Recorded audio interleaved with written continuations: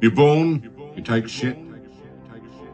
Get out in the world, you take more shit. Climb a little higher, take less shit. Till one day you're up in the rarefied atmosphere and you've forgotten what shit even looks like. Welcome to the layer cake, son. The layer cake. The layer cake. The layer cake. Save them.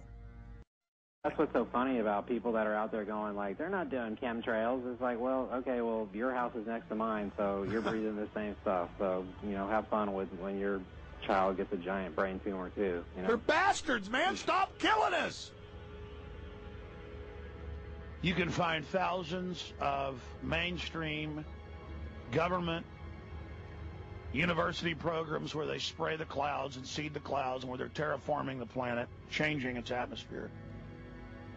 I believe the way they're hyping global warming, that they know they're even changing jet streams now, that they are going to alter the weather, they are going to create tsunamis, which is declassified they can do, that they are going to create calamities, and that's why people keep saying, oh, they've been disproven, global warming, the Earth's cooling. Oh, it's been proven that they're cooling. Starting in 2002, it came to my attention that our skies were no longer deep blue.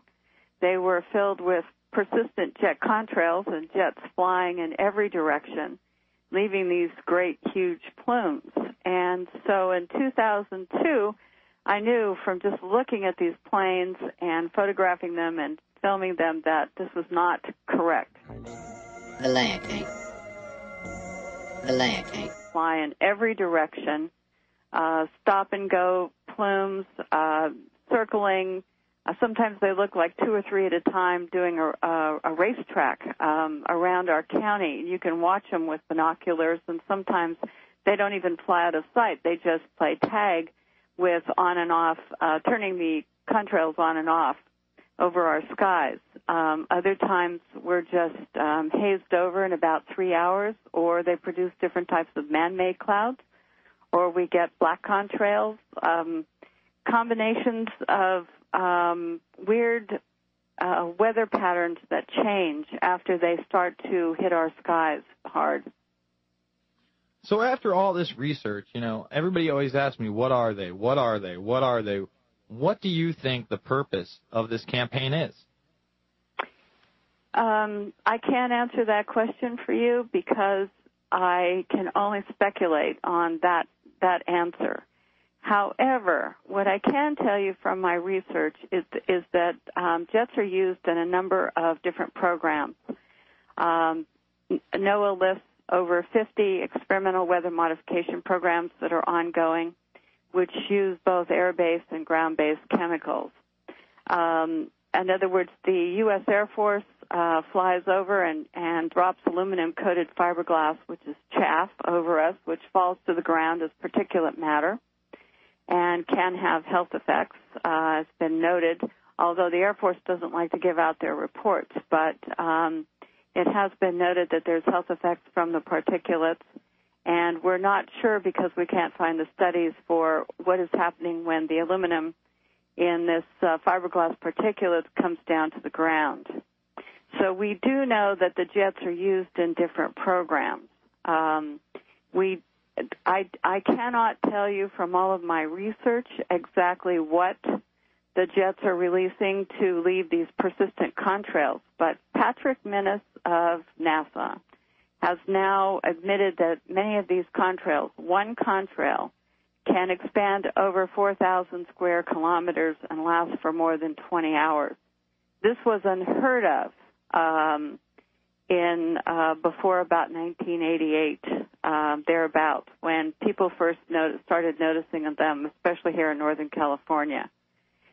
So Professor Gregory Benford on the program with Paul Moyer in Burbank, California, KNBC News program, which anyone can watch on YouTube, had stated that it was kind of interesting that when Benford was asked about this issue, he said, well, a little bit of barium, a little bit of aluminum, and we can make fluffy white clouds.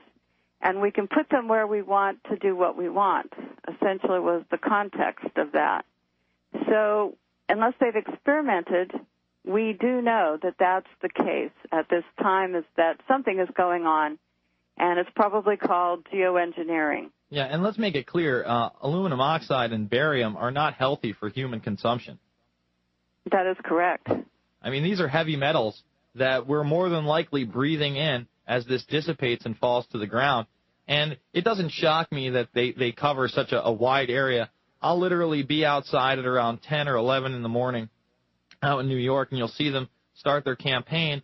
And then by sundown, around 5:30, the entire, sky is in a haze. And we had blue skies in the morning. I've got to wonder why they're doing this.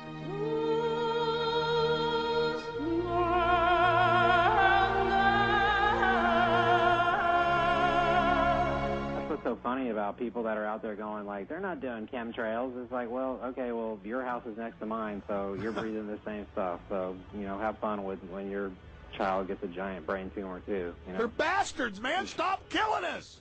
You know what? Something weird is going on, and something needs to be done. He freaked out.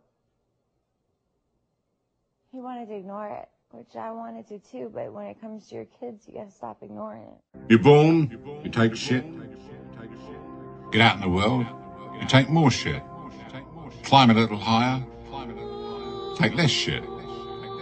Till one day you're up in the rarefied atmosphere, and you've forgotten what shit even looks like. Welcome to the layer cake, son. The layer cake. The layer cake. The layer cake.